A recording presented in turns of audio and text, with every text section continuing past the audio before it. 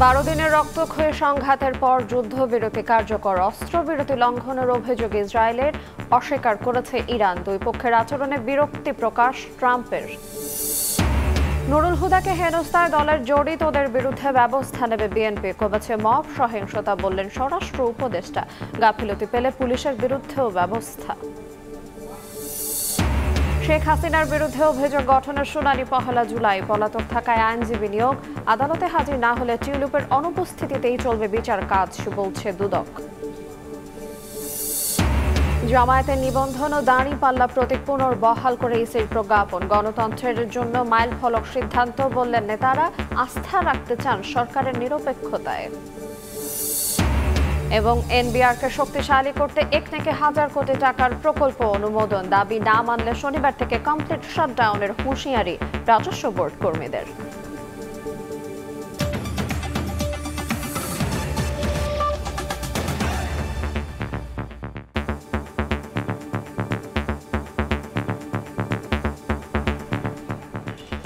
দেখছিলেন শিরোনাম, প্রভাষক সময়ের সঙ্গে আছে আইরিন আয়াত। টানা 12 দিন হামলা পাল্টা হামলার পর ইরান ও ইসরায়েলের মধ্যে যুদ্ধবিরতি কার্যকর হয়েছে। দুই পক্ষকেই তা মেনে চলার আহ্বান জানিয়েছে যুক্তরাষ্ট্র। এদিকে তেহরানের বিরুদ্ধে যুদ্ধবিরতি লঙ্ঘনের অভিযোগ তুলেছে তেল আবিব, যদিও তা অস্বীকার করেছে পেজেশকিয়ান প্রশাসন। এই অবস্থায় দুই দেশের আচরণে অসন্তোষ জানিয়ে ট্রাম্প ইসরায়েলকে বোমা বর্ষণ না করতে সতর্ক করেছেন। মঙ্গলবার ভোরে দফায় দফায় ইসরায়েলে ক্ষেপণাস্ত্র হামলা চালায় ইরান। ইসরায়েলি গণমাধ্যমের দাবি, দক্ষিণাঞ্চলীয় শহর বেরশেভায় কয়েকটি আবাসিক ভবন ক্ষতিগ্রস্ত হয়, নারী ও শিশুসহ হতাহত হন কয়েকজন। যদিও ইরানের বিপ্লবী গার্ড বাহিনীর দাবি, সামরিক স্থাপনা লক্ষ্য করেই ছোড়া হয় ক্ষেপণাস্ত্র। পাল্টা তেহরানের সামরিক ও পরমাণু স্থাপনা লক্ষ্য করে বিমান হামলা চালানোর দাবি করে ইসরায়েলি বাহিনী। এই ঘটনায় ইরানের পরমাণু বিজ্ঞানী সহ বেশ কয়েকজন নিহত হয়েছেন বলে জানা গেছে, যদিও বেশিরভাগ হামলা প্রতিহতের কথা জানায় আইআরজিসি। পাল্টাপাল্টি হামলার পরই যুদ্ধবিরতিতে রাজি হয় দেশ দুটি। ইরানের রাষ্ট্রীয় টেলিভিশনে এক বিবৃতিতে নিশ্চিত করা হয়, অল্প সময় পরই বিবৃতি দেয় ইসরায়েল সরকার। এতে বলা হয়, মার্কিন প্রেসিডেন্ট ডোনাল্ড ট্রাম্পের যুদ্ধবিরতি প্রস্তাবে রাজি হয়েছে দেশটি, তবে লঙ্ঘন হলে কঠোর জবাবের হুঁশিয়ারি দেওয়া হয়েছে। কিন্তু ইরান ও ইসরায়েলের মধ্যে যুদ্ধবিরতি হলেও কাটেনি শঙ্কার মেঘ। দুই দেশই যুদ্ধবিরতি লঙ্ঘন করেছে বলে জানান মার্কিন প্রেসিডেন্ট ডোনাল্ড ট্রাম্প। ইসরায়েল ও ইরান দুই দেশের ওপরই অসন্তোষ প্রকাশ করেন তিনি। এমনকি ইসরায়েলকে বোমাবর্ষণ না করতে সতর্ক করেন তিনি। ইরানের বিষয়ে বলেন, তারা আর কোনোদিন পরমাণু অস্ত্র তৈরি করতে পারবে না।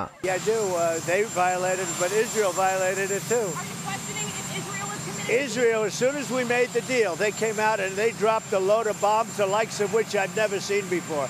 The biggest load that we've seen. I'm not happy with Israel. এদিকে আল উদেইদ মার্কিন ঘাঁটিতে হামলার বিষয়ে কাতারের আমিরের সঙ্গে ফোনালাপ করেন ইরানের প্রেসিডেন্ট মাসুদ পেজেশকিয়ান। বিশ্লেষকরা মনে করেন, ইরানে মার্কিন হামলার পর তেহরান হরমুজ প্রণালী বন্ধের উদ্যোগ নিলে দুশ্চিন্তায় পড়ে ট্রাম্প প্রশাসন, যার প্রমাণ মেলে কাতারে মার্কিন বিমান ঘাঁটিতে ইরানের ক্ষেপণাস্ত্র হামলার পর যুক্তরাষ্ট্রের প্রেসিডেন্টের নমনীয় সুরে। পাল্টা হামলার হুমকি দেওয়ার পরিবর্তে হামলার আগে আগাম সতর্কবার্তা দেয়ায় তেহরানকে ধন্যবাদ জানান তিনি। এর পরপরই ইরান ইসরায়েল যুদ্ধবিরতিতে রাজি হওয়ার বিষয়ে সামাজিক মাধ্যম ট্রুথ সোশ্যালে এক পোস্ট করেন ডোনাল্ড ট্রাম্প। দুই দেশকেই যুদ্ধবিরতি মেনে চলতে বলেন তিনি। নাদিম মারজান, সময় সংবাদ। ইরান ইসরায়েল যুদ্ধবিরতি শুরুর পর মিশ্র প্রতিক্রিয়ার দেখা দিয়েছে দুই দেশের বাসিন্দাদের মাঝে। অনেকে স্বস্তি প্রকাশ করলেও কেউ কেউ যুদ্ধবিরতি স্থায়ী হবে কিনা তা নিয়ে প্রকাশ করছেন সংশয়। স্থানীয় সময় মঙ্গলবার এক ভিন্ন রকম নীরবতা নিয়ে ঘুম ভাঙে তেহরানের নাগরিকদের। ভোরের আলো ফোটার আগেই শেষ হয় ইসরায়েলের বিমান হামলা। তার আগে রাত জুড়ে বিস্ফোরণে কাঁপে ইরানের আকাশ। ইরান ইসরায়েল যুদ্ধবিরতি শুরুর পর থমথমে অবস্থা বিরাজ করছে তেহরানে। এই যুদ্ধবিরতি আরো আগেই হওয়া উচিত ছিল, কারণ সাধারণ মানুষকে মূল্য দিতে হচ্ছে, হোক সেটা আমাদের মানুষ কিংবা তাদের। দুই পক্ষই এর খেসারত দিচ্ছে, তাই আগে ভাগেই এটা হলে ভালো হতো। জেরুজালেমে যুদ্ধবিরতির খবরে কিছুটা আশার আলো দেখছেন স্থানীয়রা। যুদ্ধবিরতি যেন দীর্ঘস্থায়ী হয় সেই প্রত্যাশা বাসিন্দাদের। আমার সন্তান ও তাদের ভবিষ্যৎ প্রজন্মের নিরাপত্তার জন্য যুদ্ধবিরতি যেন স্থায়ী হয়। come true. তেল আবিবের বাসিন্দাদের মাঝেও ফিরেছে স্বস্তি। এই যুদ্ধবিরতি ইরান, ইসরায়েল ও মধ্যপ্রাচ্যের জন্য নতুন শুরু বলে আশা ব্যক্ত করেন তারা। আমাদের প্রত্যাশা এই যুদ্ধবিরতি ইরান, ইসরায়েল মধ্যপ্রাচ্যকে একত্রিত করবে। তবে ইরান বা ইসরায়েল আদৌ এই যুদ্ধবিরতি মানবে কিনা তা নিয়ে সন্দিহান তেল আবিবের অনেক বাসিন্দা। আমাদের অনেক ক্ষয়ক্ষতি হয়েছে, যা কষ্টকর। কিভাবে বিশ্বাস করব তাদের জানি না। আমি শান্তি চাই, কিন্তু জানি না কি হবে। এদিকে যুদ্ধবিরতির পর ইসরায়েল ছাড়তে শুরু করেছেন কানাডা, অস্ট্রেলিয়ার নাগরিকরা। রাইসা জান্নাত, সময় সংবাদ। টানা 12 দিনের পাল্টাপাল্টি হামলায় ব্যাপক ক্ষয়ক্ষতি হয়েছে ইরান, ইসরায়েল দুই দেশেরই। গণমাধ্যমগুলোতে উঠে এসেছে তেহরান, তেল আবিবের ক্ষয়ক্ষতির চিত্র। ইরানের 9 শতাধিক প্রাণহানি হয়েছে। গুরুত্বপূর্ণ পরমাণু স্থাপনা সহ ধ্বংস হয়েছে বহু অবকাঠামো। অন্যদিকে ইসরায়েলের জ্বালানি স্থাপনা, আইডিএফ ও মোসাদের সদর দফতরে হামলা চালায় ইরান। ক্ষয়ক্ষতির এই দৃশ্য ইসরায়েলের। গেল 12 দিনের সংঘাতে ব্যাপক ক্ষতি হয়েছে দেশটির। একই অবস্থা ইরানেরও। দুই দেশেই প্রাণহানির পাশাপাশি বহু স্থাপনা বিধ্বস্ত হয়েছে। গণমাধ্যমের তথ্য অনুযায়ী ইরানে ইসরায়েলের হামলায় 900-র বেশি মানুষের প্রাণহানি হয়েছে। মারা গেছেন 12 জনের বেশি আইআরজিসির শীর্ষ কমান্ডার সহ কয়েকজন পরমাণু বিজ্ঞানীও। ইসরায়েলের হামলায় ইরানের ভূগর্ভস্থ অস্ত্র গুদাম ও জ্বালানি স্থাপনায় ব্যাপক ক্ষতি হয়। লাগাতার হামলায় তেহরানের গুরুত্বপূর্ণ প্রশাসনিক ভবনও ক্ষতিগ্রস্ত হয়েছে। মঙ্গলবার আবারও গিলান প্রদেশে হামলা চালায় নেতানিয়াহু বাহিনী। এতে ক্ষতিগ্রস্ত হয়েছে অনেক আবাসিক ভবন। ইরানের হামলায় ইসরায়েলেও ব্যাপক ক্ষয়ক্ষতি হয়েছে। তেল আবিব, জেরুজালেম, হাইফা বন্দর সহ বিভিন্ন গুরুত্বপূর্ণ অবকাঠামো লক্ষ্য করে শত শত ক্ষেপণাস্ত্র ও ড্রোন ছড়ে তেহরান। ক্ষতিগ্রস্ত হয় ইসরায়েলের সবচেয়ে বড় তেল শোধনাগার ও শীর্ষ গবেষণা কেন্দ্র। আইডিএফ ও মোসাদের সদর দফতরেও হামলা চালায় তেহরান। সামরিক ও বেসামরিক স্থাপনায় হামলার ফলে গুরুত্বপূর্ণ অবকাঠামো ধ্বংস হয় তেল আবিবের। ইসরায়েলের বেন গুরিয়ন বিমানবন্দরেও হামলা চালায় আইআরজিসি। মঙ্গলবার যুদ্ধবিরতির আগে ইসরায়েলের উত্তরাঞ্চলে হামলা করে ইরান। এতে বেশ কয়েকজন হতাহতের পাশাপাশি অবকাঠামোগত ব্যাপক ক্ষয়ক্ষতি হয়। ভবনে আটকা পড়েছেন অনেক ইসরায়েলি। আন্তর্জাতিক গণমাধ্যম বলছে, ইরানের ধারাবাহিক ক্ষেপণাস্ত্র হামলায় ইসরায়েলের 9000-এর বেশি মানুষ গৃহহীন হয়েছেন। ক্ষতিগ্রস্ত হয়েছে 200-র বেশি আবাসিক ভবন ও 2000-এর বেশি অ্যাপার্টমেন্ট। এদিকে বিশ্লেষকদের হিসাব বলছে, গত 13 জুন শুরু হওয়া এই যুদ্ধে ইসরায়েলের দৈনিক ব্যয় হয়েছে প্রায় $20 কোটি। আয়রন ডোম ইন্টারসেপ্টর, ড্রোন প্রতিরোধ, বিমান হামলা ও ক্ষয়ক্ষতি পুনর্গঠনে প্রতিদিন শত শত মিলিয়ন ডলার খরচ হয়েছে তেল আবিবের। রাইসা জান্নাত, সময় সংবাদ। দেশে আপাতত বাড়ছে না জ্বালানি তেলের দাম। মঙ্গলবার বিকেলে বিদ্যুৎ ভবনের সাংবাদিকদের প্রশ্নের জবাবে জ্বালানি উপদেষ্টা জানান, 45 দিনের জ্বালানি তেল মজুদের পাশাপাশি ক্রয়াদেশ আছে আরও 6 মাসের। এছাড়া মালয়েশিয়া, সিঙ্গাপুর সহ বিকল্প উৎস থেকে এলএনজি যোগানের আশ্বাস দিয়েছেন সরবরাহকারীরা। ইরান ইসরায়েল যুদ্ধবিরতি আপাতত স্বস্তি ফেরালেও গত কয়েকদিনের সংঘাত, উত্তেজনা, অস্থিরতা বাড়ায় জ্বালানির বৈশ্বিক বাজারে, যার প্রভাবে এলএনজি আর জ্বালানি তেলের দাম ও আমদানি নিয়ে বাংলাদেশেও দেখা দেয় নানা শঙ্কা। মঙ্গলবার বিদ্যুৎ ভবনে এক চুক্তিসই অনুষ্ঠান শেষে বিষয়টি নিয়ে সাংবাদিকদের মুখোমুখি হন জ্বালানি উপদেষ্টা।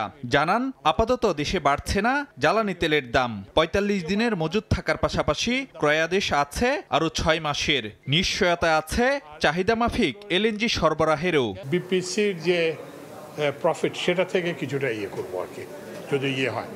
কিন্তু আমরা সাবসিডিও বাড়াবো না এবং তেলের দামও ইনশাআল্লাহ বাড়াবো না আপাতত। এবং আমাদের সাপ্লায়াররা বলছে যে আমরা উইল অনার আওয়ার কন্ট্রাক্ট, আমরা যেখান থেকে পারি সেখান থেকে আমরা সাপ্লাই দেবো। লাফার্জ হোলসিম বাংলাদেশ ও জালালাবাদ গ্যাসের মধ্যে গ্যাস বিক্রয় চুক্তিসই অনুষ্ঠানে উপস্থিত ছিলেন ঢাকায় নিযুক্ত সুইজারল্যান্ড, স্পেন ও ইউরোপীয় ইউনিয়নের রাষ্ট্রদূত। অনুষ্ঠানে নবায়নযোগ্য জ্বালানি খাতে অর্থায়ন সহ বিভিন্ন ক্ষেত্রে বাংলাদেশে বিনিয়োগের আগ্রহের কথা জানান তারা। The European Union, working with our member states, put on the table an amount of 1.3 billion euros of funding to help Bangladesh roll out its increased ambition when it comes to renewables. And we are fully committed to enlarge our economic presence in Bangladesh.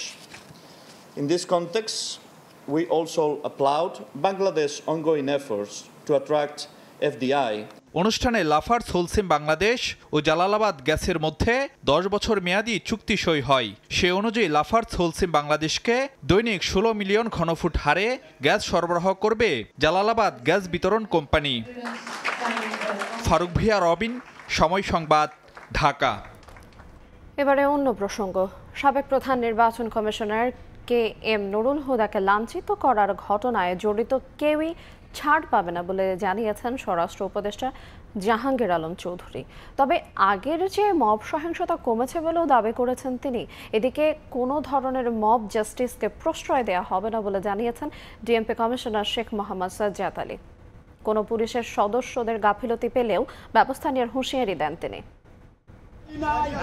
সাবেক প্রধান নির্বাচন commissioner KM Nurul হুদাকে গলায় জুতার মালা পরিয়ে লাঞ্ছিত করার ঘটনায় ফের আলোচনায় আসে মব ভায়োলেন্স। রোববার রাজধানীর উত্তরার বাসা থেকে তাকে বের করে এনে জুতা দিয়ে আঘাত ও ডিম নিক্ষেপের ভিডিও সামাজিক মাধ্যমে ছড়িয়ে পড়লে সমালোচনার ঝড় ওঠে। এরপর সেদিনই রাতে সরকারের পক্ষ থেকে বিবৃতি দিয়ে তাকে শারীরিকভাবে লাঞ্ছিত করা বেআইনি, আইনের শাসনের পরিপন্থী ও ফৌজদারি অপরাধ বলে উল্লেখ করা হয়। এমন পরিস্থিতিতে মঙ্গলবার ডিএমপি সদর দপ্তরে এক অনুষ্ঠান শেষে ডিএমপি কমিশনার বলেন, এখন থেকে কোনো ধরনের মব জাস্টিসকে প্রশ্রয় দেওয়া হবে না। কোনো পুলিশের গাফিলতি থাকলেও ব্যবস্থা নেওয়া হবে তাদের বিরুদ্ধেও। মব জাস্টিস, আমরা মব জাস্টিস অ্যালাউ করতেছি না। কেউ যেন কোনো অপরাধীকে ধরার জন্য না যায়। আপনারা আমাদেরকে খবর দেন, আমরা যাব, আমরা ধরব, আমরা তাদের বিরুদ্ধে আইনগত ব্যবস্থা নেবেন। এদিকে সচিবালয়ে আইন শৃঙ্খলা সংক্রান্ত উপদেষ্টা পরিষদ কমিটির বৈঠক শেষে সাংবাদিকদের প্রশ্নের জবাবে স্বরাষ্ট্র উপদেষ্টা সাবেক সিএসির উপর হামলার ঘটনায় দুঃখ প্রকাশ করে বলেন, জড়িতরা কেউ রেহাই পাবে না। আগের চেয়ে মব সহিংসতা কমে এসেছে বলেও দাবি করেন তিনি। এই ঘটনাটা কোন অবস্থায় কিন্তু মেনে নেওয়া যায় না। আর এই ঘটনা যারা ঘটিয়েছে তাদের কিন্তু একজনের, আপনারা জানেন, অলরেডি আমরা আইনের আওতায় নিয়ে এসেছি এবং অন্যান্য যদি কেউ এটার সাথে জড়িত থাকে, আমরা অন্যান্য আরও তো অনেক জড়িত আছে, ফুটেজ দিয়ে আমরা সবারই আইনের আওতায় নিয়ে আসবো। আগামী জাতীয় নির্বাচন সামনে রেখে দেশের আইন শৃঙ্খলা পরিস্থিতি নিয়ন্ত্রণে সরকার তৎপর জানিয়ে উপদেষ্টা বলেন, পরিস্থিতি স্বাভাবিক রাখার বিষয়ে আইন শৃঙ্খলা বাহিনীর প্রধানরা নিশ্চিত করেছেন। নির্বাচন কমিশনের চাহিদা অনুসারে সব ধরনের সহযোগিতা করা হবে বলেও জানান তিনি।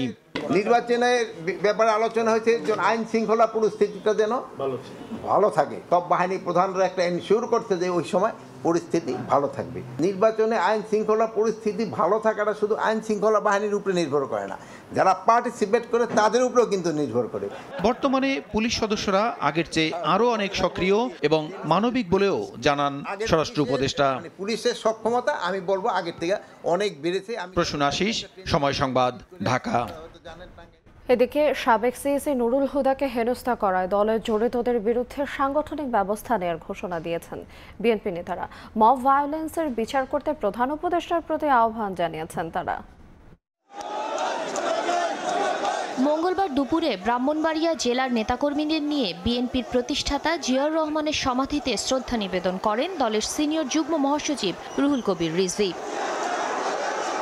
পরে সংবাদ মাধ্যমকে বলেন, ভোটারবিহীন নির্বাচনের জন্য সাবেক 3 সিইসি দায়ী থাকলেও আইনসম্মতভাবেই তাদের অপরাধের বিচার চায় বিএনপি। মব জাস্টিসে দলের অভিযুক্তদের বিরুদ্ধে সাংগঠনিক ব্যবস্থা নেওয়া হবে বলে আবারও হুঁশিয়ার করেন তিনি। আদালতের প্রাঙ্গণে কাউকে ডিম ছুঁড়ে মারা হবে, কাউকে জুতা নিক্ষেপ করা হবে এবং বাড়িতে লোকজন গিয়ে তাকে টেনে হিঁচড়ে বের করবে, এইটা বিএনপি কখনোই পছন্দ করে না। যারাই এই কাজ করেছে তাদের অবশ্যই এই সরকারকে বের করে তাদের দৃষ্টান্তমূলক বিচার করতে হবে। পাশাপাশি যারা গণতন্ত্র ধ্বংস করেছে, যারা নির্বাচন ধ্বংস করেছে, যারা দিনের ভোট রাত্রে করেছে, যারা দামি নির্বাচন করেছে, এর জন্য দায়ী এই 3 নির্বাচন কমিশন, তাদের আইনসঙ্গতভাবে বিচার। বিএনপির 31 দফা নিয়ে সকালে রাজধানীর উত্তরার আজমপুরে লিফলেট বিতরণ করেন দলের ভাইস চেয়ারম্যান আব্দুল আউল মিন্টু। নির্ধারিত সময়ে নির্বাচন দেওয়ার তাগিদ দিয়ে বলেন, নির্বাচিত সরকার না থাকাতেই মব জাস্টিস হচ্ছে। যারা এই মব জাস্টিসের সাথে জড়িত তাদের সবাইকে আইনের আওতায় আনা হোক। আগে বিচার, পরে সংস্কার, আগে সংস্কার, পরে নির্বাচন, এগুলি সবই নির্বাচনকে বানচাল করা ষড়যন্ত্র। সরকার ও বিচার চলমান প্রক্রিয়া হওয়ায় নির্বাচনের পরও এই দুটোই চলবে বলে মন্তব্য করেন আব্দুল আউয়াল মিন্টু। শাতিলা শারমিন, সময় সংবাদ, ঢাকা। বাংলাদেশ জামায়াতে ইসলামের নিবন্ধন ও দাঁড়িপাল্লা প্রতীক পুনর্বহাল করে প্রজ্ঞাপন জারি করেছে নির্বাচন কমিশন। এটিকে গণতন্ত্রের মধ্যে মাইলফলক সিদ্ধান্ত বলে মন্তব্য করেছেন দলটির নেতারা। একই সঙ্গে অন্তর্বর্তী সরকারের নিরপেক্ষতার প্রতি জামায়াতের আস্থা রয়েছে বলে জানান তারা। বিগত আওয়ামী লীগ সরকারের সময় দলের নিবন্ধন হারায় বাংলাদেশ জামায়াতে ইসলামী। সে সময় নিবন্ধন ফিরে পেতে আইনি লড়াইয়ে তৎপর হতে পারেনি দলটি। মঙ্গলবার নিবন্ধন ও প্রতীক পুনর্বহালের প্রজ্ঞাপন জারি করে ইসি জানায়, উচ্চ আদালতের রায়ের আলোকে 2018 সালে জামায়াতের নিবন্ধন বাতিল সংক্রান্ত আগের প্রজ্ঞাপনটি বাতিল করা হয়েছে। দলটির নিবন্ধন ও প্রতীক ফেরত দেওয়ার সিদ্ধান্ত হয়েছে কমিশনের 4 জুনের সভায়। 5 আগস্ট পট পরিবর্তনের পর নতুন করে নিবন্ধন ও প্রতীক ফিরে পেতে আইনি লড়াই শুরু করেন জামায়াতের আইনজীবীরা। 1 জুন আপিল বিভাগের রায়ে জামায়াতের নিবন্ধন ও দাঁড়িপাল্লা প্রতীক ফিরে পাওয়ার পথ খুলে যায়। দলটির আইনজীবী শিশির মনির বলছেন, গণতান্ত্রিক রাজনীতিতে জামায়াতে ইসলামী অগ্রণী ভূমিকা পালন করবে। বাংলাদেশ নির্বাচন কমিশন বাংলাদেশ জামায়াতে ইসলামীর নিবন্ধন, দাঁড়িপাল্লা প্রতীক সহ আনুষ্ঠানিকভাবে ফিরিয়ে দিল। নতুন প্রজন্মের মানুষদেরকে সাথে নিয়ে বাংলাদেশ জামায়াতে ইসলামী এই প্রক্রিয়ার মধ্য দিয়ে অগ্রসর হয়ে অবশ্যই দৃষ্টান্তকারী সিদ্ধান্ত গ্রহণ করবেন, যা সকলের জন্যই ন্যায় বিচার প্রতিষ্ঠায় অগ্রণী ভূমিকা পালন করবে। গণতান্ত্রিক রাজনীতিতে গঠনমূলক ভূমিকা পালন করবে, এটি সকলেরই প্রত্যাশা। নিবন্ধন ফিরে পাওয়ায় মঙ্গলবার দলটির কেন্দ্রীয় কার্যালয়ে ব্রিফ করেন সেক্রেটারি জেনারেল মিয়া গোলাম পরোয়ার। বলেন, এই সিদ্ধান্ত দেশের গণতান্ত্রিক ধারার জন্য একটি মাইলফলক। অন্তর্বর্তী সরকারের নিরপেক্ষতার প্রতি জামায়াতের আস্থা রয়েছে বলেও এ সময় উল্লেখ করেন তিনি। অন্তর্বর্তীকালীন সরকারের নিরপেক্ষতার ব্যাপারে আমরা আস্থা রাখি, কারণ এটা জন আকাঙ্ক্ষার ভিত্তিতেই এই সরকার দায়িত্ব পালন করছে। আমরা আশা করব নিরপেক্ষভাবে দায়িত্ব পালনের জন্য জাতির প্রতি কৃত যে অঙ্গীকার এই সরকারের, তিনি সেই অঙ্গীকার প্রতি কমিটেড, প্রতিশ্রুতিবদ্ধ এবং শক্ত থাকবেন, সোজা থাকবেন, নিরপেক্ষ থাকবেন। সব দিক থেকে আমরা সরকারকে সহযোগিতা করব। 2013 সালে হাইকোর্টের রায়ে জামায়াতের নিবন্ধন বাতিল হয়। এরপর দাঁড়িপাল্লাকে বিচার বিভাগের ন্যায়ের প্রতীক হিসেবে সংরক্ষণের সিদ্ধান্ত নেয় সুপ্রিম কোর্ট। কিন্তু জামায়াতের আইনি লড়াইয়ের ধারাবাহিকতায় 2024 সালের 1 জুন হাইকোর্টের রায় বাতিল করে ইসিকে চূড়ান্ত সিদ্ধান্তের এখতিয়ার দেন আপিল বিভাগ। এ নিয়ে দেশে নিবন্ধিত রাজনৈতিক দলের সংখ্যা দাঁড়ালো 50। তবে প্রতীক তালিকায় দাঁড়িপাল্লা এখনও না থাকায় ইসি জানিয়েছে, বিধিমালা সংশোধনের মাধ্যমে নতুন করে প্রতীক যুক্ত করে শিগগিরই গেজেট প্রকাশ করা হবে। শফিক মুন্সি, সময় সংবাদ, ঢাকা। জুলাই আগস্টের হত্যাযজ্ঞের মামলায় শেখ হাসিনা ও আসাদুজ্জামান খান কামালের পক্ষে সরকারি খরচে আইনজীবী নিয়োগ দিয়েছেন আন্তর্জাতিক অপরাধ ট্রাইব্যুনাল। আগামী মঙ্গলবার শুরু হবে অভিযোগ গঠনের শুনানি। এদিন প্রসিকিউশন ট্রাইব্যুনালকে জানায়, আশুলিয়ায় 6 লাশ পোড়ানোর মামলায় 16 জনের সম্পৃক্ততার প্রমাণ মিলেছে। 5 আগস্ট শেখ হাসিনার পতনের দিন ঢাকার অদূরে আশুলিয়াতে ঘটে নারকীয় হত্যাকাণ্ড। গুলি করে হত্যার পর থানার সামনে পুলিশের প্রিজন ভ্যানে তুলে 6 জনের মরদেহ পেট্রোল ঢেলে পুড়িয়ে ফেলা হয়। প্রসিকিউশন বলছে, তখনও একজন জীবিত ছিলেন, তাকেও পুড়িয়ে মৃত্যু নিশ্চিত করা হয়। মঙ্গলবার প্রসিকিউশন ট্রাইব্যুনালকে জানান, চাঞ্চল্যকর এই হত্যা এবং লাশ পোড়ানোর ঘটনায় 16 জনের সম্পৃক্ততা মিলেছে। তদন্ত রিপোর্টও হাতে পেয়েছেন তারা। পরে আনুষ্ঠানিক অভিযোগ দাখিলের জন্য 2 জুলাই দিন ধার্য করা হয়। আমরা 1 সপ্তাহ সময় চেয়েছি ফরমাল চার্জ দাখিলের জন্য। এখানে 16 জনকে অ্যাকিউজ করা হয়েছে। আমরা স্ক্রুটিনি করে দেখছি, আশা করছি 2 জুলাই এটা দিন ধার্য হয়েছে, এর মধ্যেই ফরমাল চার্জ দাখিল করতে পারবো। এদিন জুলাই আগস্টের হত্যাযজ্ঞের মামলায় শেখ হাসিনার বিচার শুরুর আগে তার পক্ষে আইনজীবী নিয়োগ দিয়েছেন বিশেষ ট্রাইব্যুনাল। আইনজীবী দেওয়া হয়েছে সাবেক স্বরাষ্ট্রমন্ত্রী আসাদুজ্জামান খান কামালের পক্ষেও। 1 জুলাই এই মামলার অভিযোগ গঠনের শুনানির দিন ধার্য করা হয়েছে। তাদেরকে হাজির হওয়ার জন্য বিজ্ঞপ্তি দেওয়া হয়েছিল, তারা হাজির হন নাই, এবং যেহেতু হাজির হন নাই, পলাতক আসামিদের বিষয়ে যে বিধান ইন্টারন্যাশনাল ক্রাইমস ট্রাইব্যুনাল অ্যাক্ট 1973 যে স্টেট ডিফেন্স নিয়োগ করা হয়, সেই স্টেট ডিফেন্স নিয়োগ ট্রাইব্যুনাল করবেন। চিফ প্রসিকিউটরের বিশেষ পরামর্শক টবি ক্যাডম্যান বলছেন, পলাতক আসামিদের পক্ষে কাকে আইনজীবী নিয়োগ দেওয়া হবে তার সম্পূর্ণ এখতিয়ার আদালতের। কেউ যদি বিচার প্রক্রিয়ায় অংশ না নেয়, বয়কট করে, তখন বিচারকদের বাধ্যবাধকতা থাকে আসামিদের ন্যায় বিচার নিশ্চিতের স্বার্থে তাদের পক্ষে দক্ষ আইনজীবী নিয়োগ দেয়া। তবে কোন আইনজীবী নিয়োগ দেওয়া হবে সেটি শুধু বিচারকদের বিষয়। এর আগে আদালত অবমাননার মামলায় শেখ হাসিনার পক্ষে আইনজীবী নিয়োগ নিয়ে বিতর্ক দেখা দিয়েছে। বিতর্ক এড়াতে অভিজ্ঞ ও নিরপেক্ষ আইনজীবী নিয়োগ দেওয়া উচিত বলে মনে করেন আইনজীবীরা। আফজার হোসেন, সময় সংবাদ, ঢাকা। আদালতে উপস্থিত না হলে টিউলিপ সিদ্দিকের অনুপস্থিতিতে বিচার কাজ চলবে বলে জানিয়েছেন দুদক চেয়ারম্যান। চিঠি দিয়ে তার বিরুদ্ধে দুর্নীতির মামলা বন্ধের দাবিকে হাস্যকর বলে মন্তব্য করেন তিনি। আইনজীবীর মাধ্যমে পাঠানো ওই চিঠিতে টিউলিপ ব্রিটেনকে খাটো করেছেন বলেও মনে করেন Abdul Momen. British MP tulip সিদ্দিকের বিরুদ্ধে দুর্নীতির অভিযোগে একের পর এক তলব সহ দুদক যখন নানা আইনি পদক্ষেপ নিচ্ছে, তখন দুদকের কাজে সহযোগিতা না করে পাল্টা আইনজীবীর মাধ্যমে তদন্ত বন্ধের দাবি জানিয়ে চিঠি পাঠিয়েছেন টিউলিপ। চিঠিতে দাবি করেন তার বিরুদ্ধে মিথ্যা দুর্নীতির অভিযোগ তুলে ব্রিটেনের রাজনীতিতে তাকে বিতর্কিত করার চেষ্টা করছে বাংলাদেশের দুর্নীতি দমন কমিশন। এ বিষয়ে মঙ্গলবার সাংবাদিকদের প্রশ্নের মুখোমুখি হন দুদক চেয়ারম্যান আব্দুল মোমিন। একজন এমপির বিরুদ্ধে দুর্নীতির মামলা হলে ব্রিটেনের রাজনীতি ভেঙে পড়বে এমন দাবি হাস্যকর বলে মন্তব্য করেন তিনি। যদি আমি তাকে ব্রিটেনের নাগরিকও ধরে নেই, ব্রিটেনের নাগরিকের বিরুদ্ধে একটা মামলা হলো আর তাতেই ব্রিটেনের সরকার, ব্রিটেনের রাজনীতি সব ধসে পড়বে, এটা কি হতে পারে? যখন এসব শব্দ চয়ন করেন আইনজীবীরা, তারাও সঠিক শব্দ চয়ন করবেন। তারা কিন্তু এভাবে তাদের নিজেদের দেশকে ছোট করছেন। যদি 7 দিনের মধ্যে বা 10 দিনের মধ্যে আমার জবাব না দেন, তাহলে আমি ধরে নেব যে আমি মামলা থেকে অব্যাহতি পেয়েছি। এটা কি হতে পারে কখনো? এটা অবশ্যই হাস্যকর। সংস্থাটির চেয়ারম্যান বলেন, বাংলাদেশি নাগরিক হিসেবেই দুর্নীতির তথ্য প্রমাণ পেয়ে আইনি পদক্ষেপ নেওয়া হয়েছে টিউলিপের বিরুদ্ধে। দেশের আদালতে এসেই আইনি মোকাবেলা করতে হবে তাকে। যদি না আসে তাহলে তো আপনার ইনএবসেন্সিয়ার ট্রায়াল হয় না। আমাদের সব মামলাই কি আমরা আসামিদের সামনে পাই? আমাদের যত ক্রিমিনাল মামলা, সিভিল মামলা, অনেক মামলাতে অনেক আসামি ইনএবসেন্সিয়ার ট্রায়াল হয়, সেটার পদ্ধতি রয়ে গেছে, সেভাবে বিচার হবে। টিউলিপ সিদ্দিক সহ দুদকের মামলায় বিদেশে পলাতক আসামিদের ফিরিয়ে আনতে ইন্টারপোল সহ সব সংস্থার সহযোগিতা চাওয়া হবে বলেও জানান চেয়ারম্যান। তাসলিম তৌহিদ, সময় সংবাদ, ঢাকা। গুমের পর শুধু ক্রস ফায়ার নয়, গুলি করে নদীতেও ফেলা হয়েছে মরদেহ। হত্যা করা হয়েছে ইনজেকশন পুশ করে, ইটের ভাটা, ট্রেন বা যানবাহনের নিচে ফেলেও হত্যা করা হয়েছে। গুম কমিশনের দ্বিতীয় প্রতিবেদনে উঠে এসেছে এমন তথ্য। কমিশন বলছে 3 স্তরে বাস্তবায়ন করা হয়েছে গুম। শীর্ষ স্তরের সাবেক প্রধানমন্ত্রী, তার প্রতিরক্ষা উপদেষ্টা ও স্বরাষ্ট্রমন্ত্রী সরাসরি গুমের নির্দেশ দিয়েছেন 6টি সংস্থার প্রধানদের। মাসুদুর রহমানের রিপোর্ট।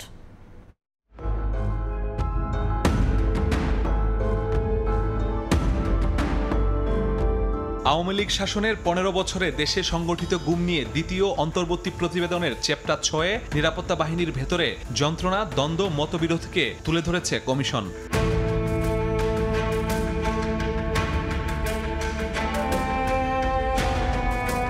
গুম করতে অস্বীকৃতি জানানো কিংবা ভুক্তভোগীকে সহায়তা করেছেন এমন কর্মকর্তাদের জবানবন্দিতে উঠে এসেছে প্রতিবাদ জানানোয় রোষানলে পড়েছিলেন তারা। উল্টো প্রমোশন সহ নানা সুবিধার জন্য জঙ্গি নাটক সাজিয়েছেন অনেকে। তারা এটা মেনে নিতে পারছিলেন না, কিন্তু তারা নিরুপায় ছিলেন।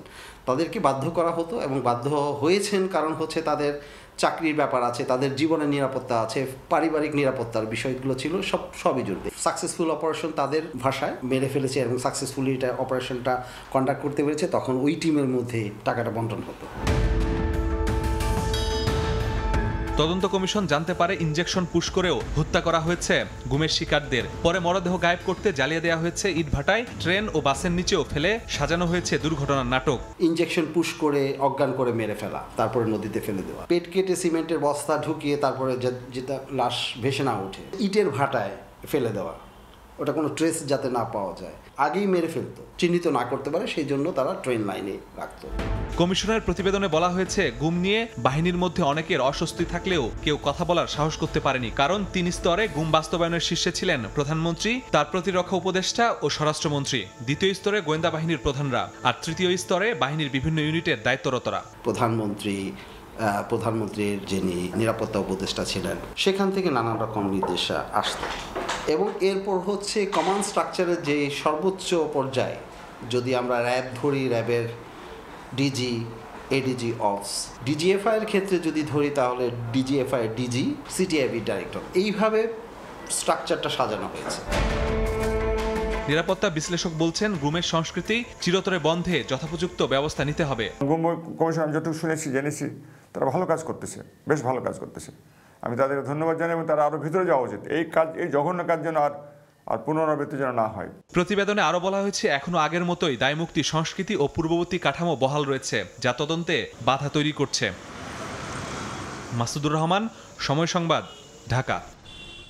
গুম প্রতিরোধে দ্রুত সময়ের মধ্যে আইন প্রণয়ন করতে যাচ্ছে সরকার। এতে মানবতা বিরোধী অপরাধের মাত্রা কমে আসবে বলে জানিয়েছেন আইন উপদেষ্টা ডক্টর আসিফ নজরুল। মঙ্গলবার বিকেলে রাজধানীর গুলশানে কমনওয়েলথ চার্টার ওয়ার্কশপের সমাপনী অনুষ্ঠানে এ কথা জানান তিনি। জুলাই আগস্টের গণ অভ্যুত্থান রাজনৈতিক কর্মসূচি ছিল না জানিয়ে উপদেষ্টা বলেন, এটি ছিল গুম, হত্যা, অনাচার, অবিচার আর দুর্নীতির বিরুদ্ধে তরুণদের গণজাগরণ। ফৌজদারি কার্যবিধি যুগোপযোগী করতে সরকার কাজ করছে উল্লেখ করে উপদেষ্টা জানান, এরই মধ্যে আইন সংস্কারে খসড়া তৈরি হয়েছে। The July-August uprising, not merely a political event but a moral awakening. We advance full digitalization of the judiciary to ensure transparency and efficiency. We amended laws on gender-based violence for time-bound justice. We reformed judicial appointments in the higher judiciary, enshrining transparency and merit-based appointment through the Supreme Judicial Council. We have amended the Code of Civil Procedure to make justice faster. প্রবাসের সময় আরও থাকছে। চালু হলো Google pay. Cashless সোসাইটির দিকে আরেক ধাপে গিয়ে গেল বাংলাদেশ। দেশে ডলারের দাম নির্ধারণে বাজারের উপর ছেড়ে দেওয়া হয়েছে, জানালেন গভর্নর। একমাত্র আরএফএল ক্লাস পাইপ নিশ্চিত করে প্রতি ইঞ্চিতে সঠিক থিকনেস ও সঠিক মাপ। পাইপের বস, না কিনলে লস। কসোভো প্রজাতন্ত্রকে স্বাধীন রাষ্ট্র হিসেবে স্বীকৃতি দেয়ায় বাংলাদেশের প্রতি কৃতজ্ঞতা প্রকাশ করেছেন ঢাকায় নিযুক্ত দেশটির রাষ্ট্রদূত লুলজিম প্লানা। মঙ্গলবার বিকেলে রাষ্ট্রীয় অতিথি ভবন যমুনায় প্রধান উপদেষ্টা অধ্যাপক ডক্টর মোহাম্মদ ইউনুসের সঙ্গে সাক্ষাৎ করেন কসোভোর রাষ্ট্রদূত। এ সময় বাংলাদেশ থেকে আরও বেশি কর্মী নিতে কসোভো সরকারের প্রতি আহ্বান জানান প্রধান উপদেষ্টা। কসোভোর ব্যবসায়ীদের বাংলাদেশে বিনিয়োগেরও আহ্বান জানান তিনি। এ সময় উভয় দেশের ব্যবসায়ীদের সম্পর্ক বৃদ্ধির প্রতি জোর দেন রাষ্ট্রদূত লুলজিম প্লানা।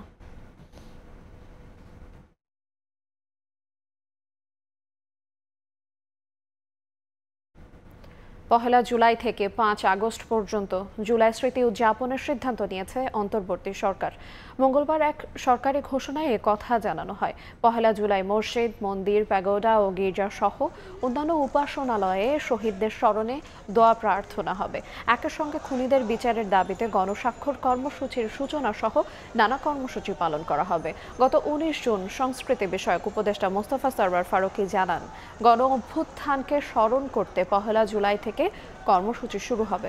বলেন, মূল কর্মসূচি শুরু হবে জুলাইয়ের 14 তারিখ থেকে, চলবে 5 আগস্ট পর্যন্ত।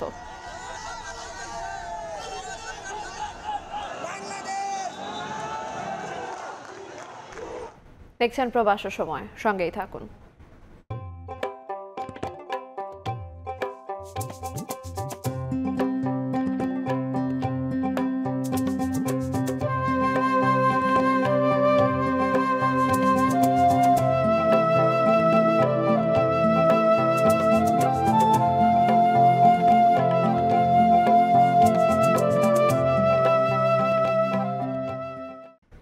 দেখছেন প্রবাসের সময়। ব্র্যাড ফ্রি ইনসুলেশন যুক্ত কঙ্কা ফ্রিজ ইঁদুর থেকে সুরক্ষিত থাকে সব সময়। আগামী 27 জুনের মধ্যে এনবিআর চেয়ারম্যানকে অপসারণের দাবি জানিয়েছেন রাজস্ব বোর্ডের কর্মকর্তা কর্মচারীরা। দাবি আদায় না হলে 28 জুন থেকে কমপ্লিট শাটডাউনের হুমকি দেওয়া হয়েছে। কলম বিরতি কর্মসূচি পালন শেষে সংবাদ সম্মেলনে এসব কথা জানায় এনআরবি সংস্কার ঐক্য পরিষদ। জাতীয় রাজস্ব বোর্ড এনবিআরকে বিলুপ্ত করে নীতি ও ব্যবস্থাপনা বিভাগ আলাদা করে অধ্যাদেশ জারির পর থেকেই এনবিআর সংস্কার ঐক্য পরিষদের ব্যানারে নানা কর্মসূচি পালন করে আসছেন রাজস্ব বোর্ডের কর্মকর্তা কর্মচারীরা। এবার রাজস্ব বোর্ড সংস্কারে গঠন করা কমিটির গ্রহণযোগ্যতা নিয়ে নতুন করে প্রশ্ন তুলেছেন তারা। প্রতিবাদে আবারও কলম বিরতি। কাগজ কলম ফেলে মঙ্গলবার সকাল থেকে এনবিআর প্রাঙ্গণে অবস্থানের পর সংবাদ সম্মেলনে এনবিআর সংস্কার ঐক্য পরিষদ জানায় তাদের উপর দমন পীড়ন করছে সরকার। সংস্কারের উদ্দেশ্যে যে কমিটি গঠিত হয়েছে তা বাতিল করতে হবে। ঈদের পর আশা করেছিলাম আমাদেরকে নিয়ে এনবিআরকে একটা কমপ্লিট টিম ওয়ার্কের মাধ্যমে এগিয়ে নিয়ে যাওয়া হবে, সেটা তো করা হয়নি। আমাদের উপর নেমে এসেছে দমন নিপীড়নের খড়গ। আমাদের মেধাবী অফিসার যারা রাজস্ব যোদ্ধা তাদেরকে স্ট্যান্ড রিলিজ করেছে। এ সময় তারা বলেন সংস্কারে বড় বাধা এনবিআর চেয়ারম্যান। তাকে আওয়ামী লীগের দোষর দাবি করে 27 তারিখের মধ্যে অপসারণের আলটিমেটাম দেওয়া হয়।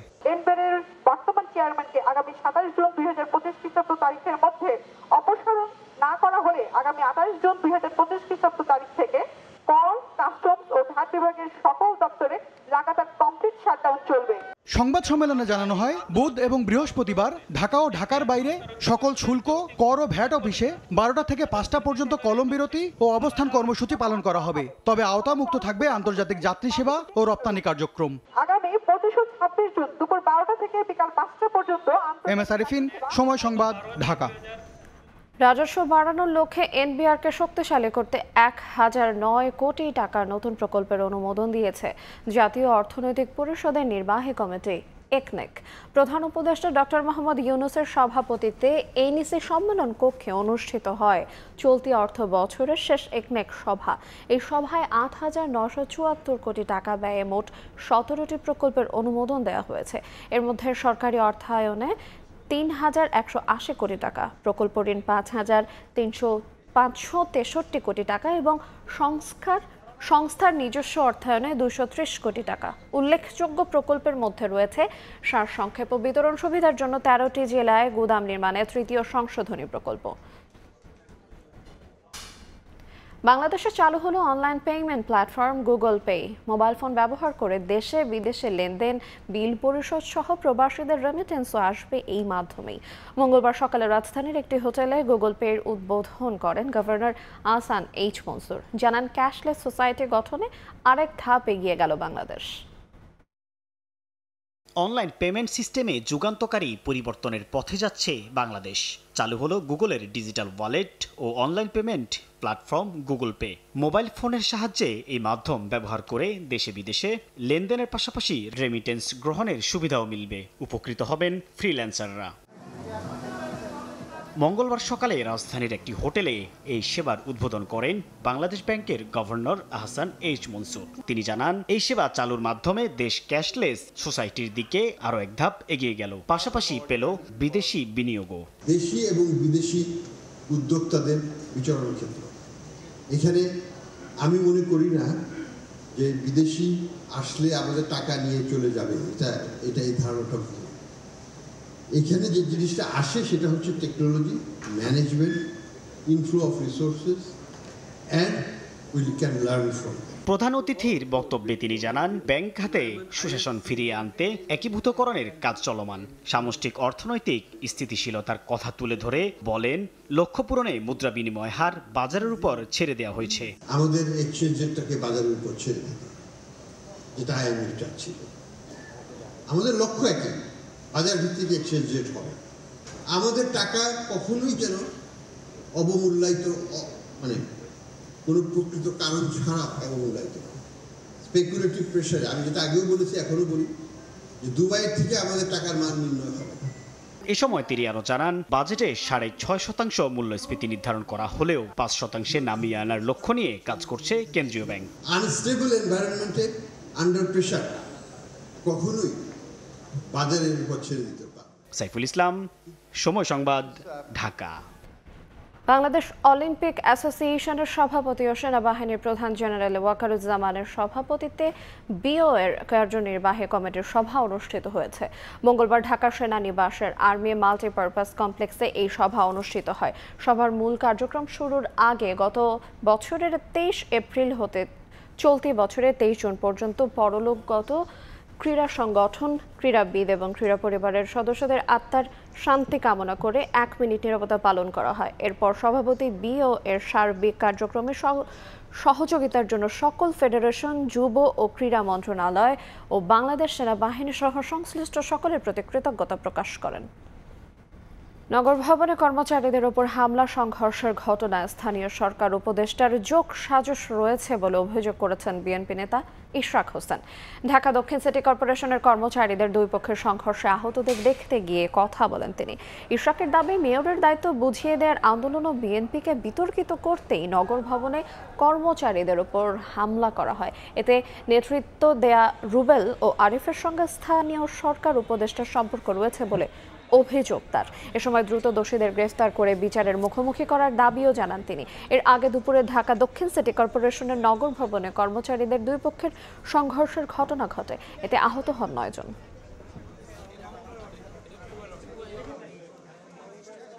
তারা এক ঢিলে দুই পাখি মারতে চেয়েছে। পুরো জিনিসটাই আমাদের দলের বিরুদ্ধে ষড়যন্ত্র এবং আমাদের এই আন্দোলনের বিরুদ্ধে ষড়যন্ত্র। গোলাম কিবরিয়া রুবেল, সে বর্তমানে যিনি আপনি বললেন যে স্থানীয় সরকার উপদেষ্টা, তার সাথে ঘনিষ্ঠভাবে চলাফেরার তার যথেষ্ট প্রমাণাদি রয়েছে। অতএব এখানে একটা যোগসূত্র অবশ্যই খুঁজে পাওয়ার বিষয় রয়েছে বলে আমি মনে করি।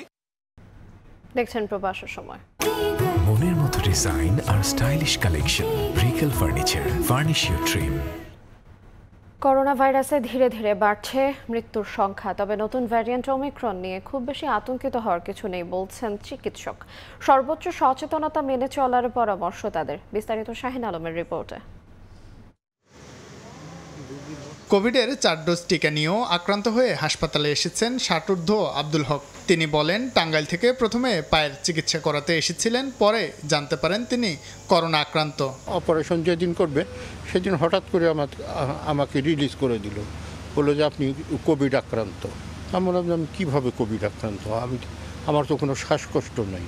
ঢাকার ডিএনসিসি ডেডিকেটেড কোভিড হাসপাতালে বর্তমানে করোনা আক্রান্ত হয়ে চিকিৎসাধীন রয়েছেন 14 জন। এছাড়াও গত 24 ঘন্টায় সুস্থ হয়ে বাড়ি ফিরেছেন 3 জন। যারা ভর্তি আছেন বেশিরভাগের অবস্থা উন্নতির দিকে। আমার শরীর গরম, একটু কয়েকদিনে ঠান্ডা আর একটু হালকা জ্বর, শরীর ব্যথা, তাছাড়া কোনো প্রবলেম ছিল না। এদিকে এদিন সকালে বাংলাদেশ মেডিকেল ইউনিভার্সিটির আয়োজনে করোনা ও ডেঙ্গু সাম্প্রতিক সময়ের প্রবণতা নিয়ে এক সেমিনার অনুষ্ঠিত হয়। উপস্থিত চিকিৎসকরা বলেন, বর্তমানে রোগীরা ওমিক্রন ভ্যারিয়েন্টে বেশি আক্রান্ত হচ্ছেন, তবে এতে খুব বেশি উদ্বিগ্ন না হয়ে সচেতনতা বাড়াতে বলেন তারা। ভাইরাসগুলো নিয়ে কোনোটা প্যানিক হওয়ার কিছু নেই, কিন্তু আবার অবহেলা করানো নেই। আমরা যদি দেখি মর্টালিটি কিন্তু রেসপিরেটরি ট্র্যাক্ট ইনফেকশন কিছুটা বেড়ে গিয়েছে। আপনি যদি সারা বিশ্বের দিকে যদি তাকান, এই যে সিজনাল ফ্লুর কারণেও কিন্তু মর্টালিটি কিন্তু অনেক বেশি। সেজন্য আমরা কোভিডকে ভয় পাবো না, বাট কোভিডকে আমরা সতর্ক হব। সেমিনারের অন্য বক্তারা সম্প্রতি সময় বেড়ে যাওয়া ডেঙ্গুর বিষয়ে বলেন, ডেঙ্গু জ্বরে আক্রান্ত হলে আতঙ্কিত না হয়ে যথাযথ নিয়ম মেনে চিকিৎসা নিলে মিলবে মুক্তি বলে মন্তব্য করেন। সেমিনারের অন্য বক্তারা সম্প্রতি সময় বেড়ে যাওয়া ডেঙ্গুর বিষয়ে বলেন, ডেঙ্গু জ্বরে আক্রান্ত হলে আতঙ্কিত না হয়ে যথাযথ নিয়ম মেনে চিকিৎসা নিলে মিলবে মুক্তি। আমরা চিকিৎসকদের সর্বপর্যায়ে ডেঙ্গির গাইডলাইনকে অনুসরণ করতে বলি, তাহলে আমাদের দেশের ডেঙ্গির ম্যানেজমেন্টে রোগীদের খরচ এবং হেলথ সিস্টেমের উপর যে প্রেশার, এটা অনেক কমে আসবে। চলতি বছরে সারা দেশে করোনা আক্রান্ত হয়ে মোট 16 জন মারা গেছেন, আর ডেঙ্গু জ্বরে আক্রান্ত হয়ে মারা গেছেন 32 জন। শাহিন আলম, সময় সংবাদ, ঢাকা। ইরান ইসরায়েল যুদ্ধের দামামার মধ্যেই মঙ্গলবার অনুষ্ঠিত হতে যাচ্ছে যুক্তরাষ্ট্রের বাংলাদেশে অধ্যুষিত নিউ ইয়র্ক অঙ্গরাজ্যের স্থানীয় সরকার নির্বাচনে ডেমোক্রেটিক পার্টির প্রাইমারি নির্বাচন। এদিন রাজ্য জুড়ে ভোটাররা বিভিন্ন পদে ডেমোক্রেট দলের প্রার্থী নির্বাচন করবেন। এতে নিউ ইয়র্ক সিটির মেয়র নির্বাচনে একমাত্র মুসলমান প্রার্থী জোহরান মামদানির সঙ্গে সাবেক গভর্নর অ্যান্ড্রু কুমোর হাড্ডাহাড্ডি লড়াইয়ের আভাস পাওয়া গেছে। নিউ ইয়র্ক থেকে হাসানুজ্জামান সাকির রিপোর্ট। যুক্তরাষ্ট্রের নিউ ইয়র্ক শহর ও পৌর এলাকায় ডেমোক্রেটিক পার্টির প্রাইমারি নির্বাচনকে কেন্দ্র করে অঙ্গরাজ্য জুড়ে এখন সাজ রব। স্থানীয় সময় মঙ্গলবার সকাল থেকে শুরু হবে ভোট। প্রবাসী বাংলাদেশিদের আগ্রহের কেন্দ্রবিন্দুতে রয়েছে বাংলাদেশি অধ্যুষিত নিউ ইয়র্ক সিটির মেয়র নির্বাচন। 11 জন প্রার্থীর মধ্যে একমাত্র মুসলিম প্রার্থী জোহরান মামদানি ও সাবেক গভর্নর এন্ড্রু কুমোর মধ্যে হাড্ডাহাড্ডি লড়াই হবে বলে মনে করছেন ভোটাররা। জোহরান মামদানি অত্যন্ত চৌকস এবং আমার মতে তিনি একজন যোগ্য প্রার্থী। উনি আমাদের এই সিটির নিউ ইয়র্ক সিটির জন্য আশা করি আমাদের সমাজের যে অবস্থা বর্তমানে তার থেকে অনেক উন্নত কিছু করার প্রয়াস নেবেন। আমি আমেরিকান যে কোনো নির্বাচনে আমি খুব আনন্দ উপভোগ করি, কারণ এইটাই যে এরা এত স্বচ্ছ, এত সুন্দরভাবে নির্বাচনটা শেষ করে, ওই জায়গাটাতে আমার খুব বিস্ময়ের ব্যাপার। ইরান ও ইসরায়েল যুদ্ধ এবার ভোটে প্রভাব ফেলতে পারে বলে মনে করছেন রাজনৈতিক বিশ্লেষকরা। পূর্ব আফ্রিকার দেশ উগান্ডার বংশোদ্ভূত মুসলিম অ্যাসেম্বলিম্যান জোহরান মামদানির মা প্রখ্যাত ভারতীয় চলচ্চিত্রকার মীরা নায়ার। মেয়র পদে 33 বছর বয়সী মামদানিকে নিয়ে তাই এবার মুসলিম কমিউনিটি ও ভারতীয় ভোটারদের মধ্যে সমানভাবে আগ্রহ সৃষ্টি হয়েছে। পিছিয়ে নেই যৌন কেলেঙ্কারির দায়ে অভিযুক্ত নিউ ইয়র্কের গভর্নর পদ থেকে পদত্যাগকারী Andrew Cuomo. Anyone to tell our stories any longer. We can tell them ourselves. And if you want to reject us, then you are opening the door for us to reject you. মার্কিন নির্বাচনী ব্যবস্থায় দল নয়, ভোটাররা সরাসরি vote দিয়ে প্রার্থী মনোনয়ন দেন। এটি রাজনৈতিক দলগুলোর প্রাইমারি নির্বাচন বলে পরিচিত। নিউ ইয়র্ক অঙ্গরাজ্য, বিশেষ করে নিউ ইয়র্ক শহর ডেমোক্রেট অধ্যুষিত হওয়ায় প্রাইমারি নির্বাচনে যিনি জিতবেন তিনি মূল নির্বাচনে বিজয়ী হওয়ার সম্ভাবনা বেশি। তাই মঙ্গলবারের ডেমোক্রেটিক দলের এই প্রাইমারি খুবই গুরুত্বপূর্ণ। নিউ ইয়র্কের বর্তমান মেয়র এরিক অ্যাডামসের মেয়াদে আশঙ্কাজনক হারে বেড়েছে অপরাধ প্রবণতা। তাই এবার তিনি ডেমোক্রেটিক প্রাইমারিতে অংশ নিচ্ছেন না। তবে স্বতন্ত্র প্রার্থী হিসেবে এই বছরের নভেম্বরে অনুষ্ঠিত মূল নির্বাচনে ভোটে দাঁড়াবেন তিনি। সিটি কাউন্সিল সহ স্টেট অ্যাসেম্বলি পদেও ডেমোক্রেটিক দলের প্রাইমারি নির্বাচন অনুষ্ঠিত হচ্ছে। ধারণা করা হচ্ছে এবারের নির্বাচনে বিপুল সংখ্যক বাংলাদেশি ভোট দেবেন। হাসানুজ্জামান সাকি, সময় সংবাদ, নিউ ইয়র্ক। বাজেটে বিদেশ থেকে প্রবাসীদের স্বর্ণ বহনে নতুন বিধিনিষেধ আরোপ করায় বিপাকে পড়েছেন দুবাইয়ের স্বর্ণের বাজারে বাংলাদেশি ব্যবসায়ীরা। বাংলাদেশি ও ভারতীয় নির্ভর হওয়ায় ক্রেতাশূন্য হয়ে পড়ার আশঙ্কায় তারা। প্রতিষ্ঠিত বাংলাদেশি স্বর্ণ ব্যবসায়ীরা নিঃস্ব হওয়ার দুঃস্বপ্ন দেখছেন। শিবলিয়া সাদেকের রিপোর্ট। দুবাইয়ে স্বর্ণের বাজারে অন্তত 100 প্রবাসী বাংলাদেশি ব্যবসায়ী আছেন, যাদের ক্রেতা মূলত বাংলাদেশ, পাকিস্তান ও ভারতীয়রা। কয়েক মাস আগে ভারত সরকার জুয়েলারি পণ্যে শুল্ক প্রত্যাহার করায় ক্রেতা হারাচ্ছেন দুবাইয়ের ব্যবসায়ীরা। এবার যোগ হয়েছে বাংলাদেশে কার্যকর হওয়া নতুন ব্যাকেজ রুলসের প্রভাব। নতুন নিয়মের ফলে আগের চেয়ে কম স্বর্ণ দেশে নেওয়ার সুযোগ পাচ্ছেন প্রবাসীরা। এতে বিক্রিতে ধস নেমে ব্যবসা হারানোর শঙ্কায় প্রবাসী বাংলাদেশি স্বর্ণ ব্যবসায়ীরা। দুবাই আমাদের গোল্ড মার্কেটের সাথে আমাদের প্রবাসী বাংলাদেশিদের অনেক প্রতিষ্ঠান জড়িত আছে, যেখান থেকে প্রবাসীরা গোল্ড খরিদ করতেন এবং ওই দোকানদার রেমিটেন্স বাংলাদেশে পাঠাতেন। তো এইভাবে অর্থনীতির সাথে আমাদের এই গোল্ড মার্কেট একটা ওতপ্রোতভাবে জড়িত ছিল। এই ট্যাক্সের কারণে আমাদের গোল্ড মার্কেটে কিন্তু ধস নেমে এসেছে, ক্রেতার সংখ্যা কমে গেছে এবং যারা প্রতিষ্ঠানের মালিক তারা আপনার এখন ব্যবসা অনেকটা গুটিয়ে নেওয়ার উপক্রম হয়েছে। বর্তমানে একজন প্রবাসী বছরে যতবার ইচ্ছা 117 গ্রাম স্বর্ণ নিয়ে প্রবেশ করতে পারেন। নতুন নীতিমালা অনুযায়ী বছরে একবার 100 গ্রাম স্বর্ণ নেওয়া যাবে। এছাড়া আগে শুল্ক দিয়ে একটি টিটিবার বহনের যে সুযোগ ছিল সেটিও এখন থাকছে না। সরকারের এমন সিদ্ধান্তে অসন্তুষ্ট প্রবাসীরা। পূর্ববর্তী সরকারের যে নীতিমালা ছিল, বর্তমান সরকার আরো বেশি কঠোর নীতিমালা প্রয়োগের কারণে বর্তমানে পূর্ববর্তী সময় দেখা যেত যে আমাদের বাংলাদেশি ক্রেতাগণ ছিলেন, তারা এখান থেকে 100 গ্রাম গোল্ড এবং 10 টিটি যে 10 টিটি বার ছিল সেটি এখান থেকে নিয়ে যেতে পারবেন। এখন বছরে মাত্র একবার তারা এখান থেকে নিয়ে যেতে পারেন। যার কারণে অনেকটাই বাংলাদেশি ক্রেতারা অনেকটা এখান থেকে কমে দিয়েছে। তাদের দাবি আগের ব্যাগেজ রুলস অনুযায়ী সরকার প্রচুর রাজস্ব পেত, এখন তা থেকে বঞ্চিত হবে। অপরদিকে ক্ষতির মুখে পড়বে প্রবাসী স্বর্ণ ব্যবসায়ীরা এবং শক্তিশালী হবে চোরাচালান সিন্ডিকেট। শিবলাল সাদিক, সময় সংবাদ, সংযুক্ত আরব আমিরাত। নিজ ব্যবসা প্রতিষ্ঠানে দুর্বৃত্তের গুলিতে নিহত পর্তুগাল প্রবাসী মাহবুবুল আলম হত্যার সুষ্ঠু তদন্ত ও দোষীদের সর্বোচ্চ শাস্তির দাবিতে মানববন্ধন করেছেন দেশটিতে বসবাসরত প্রবাসী বাংলাদেশিরা। মঙ্গলবার লিসবনের প্রাসা কমার্সিওতে পর্তুগালের স্বরাষ্ট্র মন্ত্রণালয়ের সামনে এ মানববন্ধন করেন তারা। অভিবাসীদের নিরাপত্তা নিশ্চিতের পাশাপাশি সকল বর্ণবাদী হামলার বিচারেরও দাবি জানানো হয় মানববন্ধনে। তারিকুল হাসান আশিকের রিপোর্টে বিস্তারিত। গত 13 জুন নিজ ব্যবসা প্রতিষ্ঠানে স্ত্রী সন্তানদের সামনে দুর্বৃত্তদের গুলিতে নিহত হন পর্তুগাল প্রবাসী বাংলাদেশি ব্যবসায়ী মাহবুবুল আলম। নির্মম এই হত্যার সুষ্ঠু তদন্ত ও বিচারের দাবিতে মঙ্গলবার লিসবনের প্রাসা কমার্সিওতে জড়ো হন পর্তুগাল প্রবাসী বাংলাদেশিরা। পর্তুগালে অভিবাসীদের ব্যবসা প্রতিষ্ঠানগুলোতে প্রতিনিয়ত হামলা ও নানা বর্ণবাদী আচরণের ঘটনায় ভয় আর আতঙ্কের ছাপ ছিল অংশগ্রহণকারীদের চোখে মুখে। এসব ঘটনার পুনরাবৃত্তি রুখতে সরকারকে প্রয়োজনীয় ব্যবস্থা নেওয়ার আহ্বান জানান তারা। আমরা যাতে আর কোনো ধরনের হয়রানির শিকার না হই সেই প্রতিবাদ স্বরূপ আমরা সকল প্রবাসীরা এখানে র্যালিতে অংশগ্রহণ করেছে। সরকারের কাছে আমাদের আবেদন থাকবে এই হত্যার সুষ্ঠু তদন্ত হোক এবং এর সুষ্ঠু বিচার ব্যবস্থার জন্য যা করার প্রয়োজনীয় ব্যবস্থা গ্রহণ করা হোক। প্রত্যেকটা বাঙালির একসাথে একজোট হওয়া উচিত এবং পাশাপাশি সতর্ক থাকা জরুরি, যাতে করে আমরা পরবর্তীতে কোনো কিছু যে কোনো একসঙ্গে প্রতিহত করতে পারি। বাংলাদেশিরা ছাড়াও অন্যান্য অভিবাসী ও পর্তুগিজরাও অংশ নেন মানববন্ধনে। তারাও এসব অনাকাঙ্ক্ষিত ঘটনার সুষ্ঠু তদন্ত ও বিচার দাবি করে অভিবাসীদের নিরাপত্তা নিশ্চিত করতে সরকারকে যথাযথ ব্যবস্থা নেয়ার আহ্বান জানান। আমি মনে করি আজকের এই সমাবেশ খুবই গুরুত্বপূর্ণ।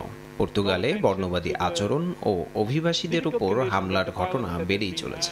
এতে অভিবাসীরা অনেকটা ভীত ও আতঙ্কের মধ্যে রয়েছে, যেটা মানবিক পর্তুগালের অন্তরায়। সরকারের উচিত এসব তদন্ত করে দ্রুত দৃশ্যমান ব্যবস্থা নেয়া আর অভিবাসীদের জন্য নিরাপদ পরিবেশ তৈরি করা। গত কয়েক মাসে বেশ কয়েকটি বাংলাদেশি প্রতিষ্ঠানে হামলা ও লুটপাটের ঘটনা ঘটেছে। অনাকাঙ্ক্ষিত ঘটনা এড়াতে অভিবাসীদের বাড়তি সতর্কতা ও বিশৃঙ্খলা এড়িয়ে শান্ত থেকে পরিস্থিতি মোকাবেলার পরামর্শ সংশ্লিষ্টদের। তারিকুল হাসান আশিক, সময় সংবাদ, Lisbon, Portugal. British Bangladesh chamber of কমার্সের লন্ডন রিজিওনাল কমিটির নির্বাচনী সভা অনুষ্ঠিত হয়েছে। নির্বাচনের নমিনেশন জমা দেওয়ার শেষ সময় কেন্দ্র করে সোমবার পূর্ব লন্ডনে এই সভা অনুষ্ঠিত হয়। সভার আলোচনায় বক্তারা বলেন, ব্রিটেনে প্রবাসী বাংলাদেশি ব্যবসায়ীরা নানা চ্যালেঞ্জের মধ্যেও নিজেদের অবস্থান সুদৃঢ় করেছেন। এই সফলতা ধরে রাখতে ব্যবসায়ীদের মধ্যে পারস্পরিক সহযোগিতা ও ঐক্যের কোনো বিকল্প নেই বলেও জানান তারা।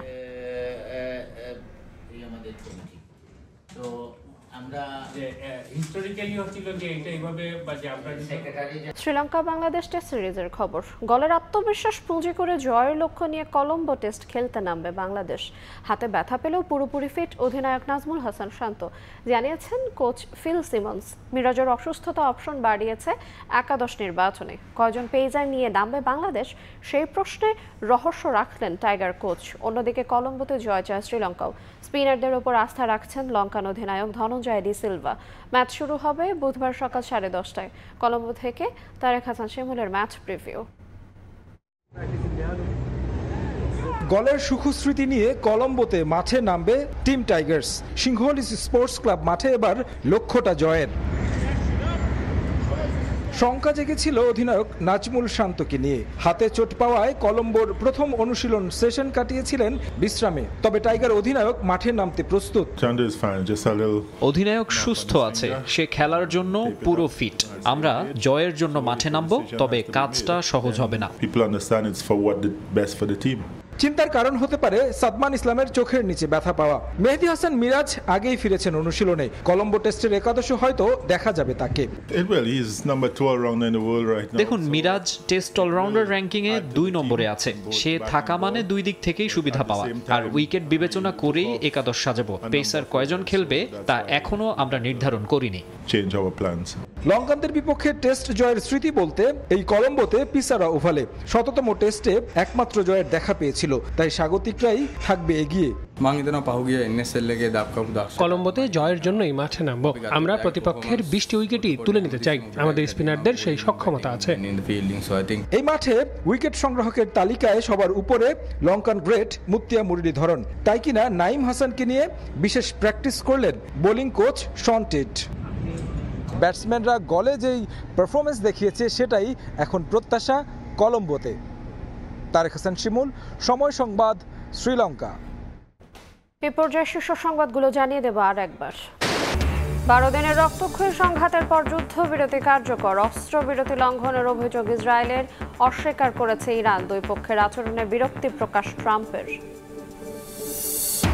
নুরুল হুদাকে হেনস্থায় দলে জড়িতদের বিরুদ্ধে ব্যবস্থা নেবে বিএনপি, কমেছে মব সহিংসতা, বললেন স্বরাষ্ট্র উপদেষ্টা।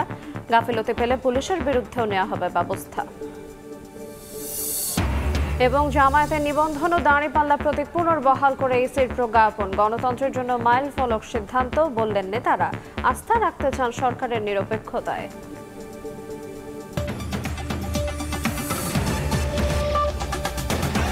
এই ছিল প্রবাসের সময়, সঙ্গে থাকুন সময়ের।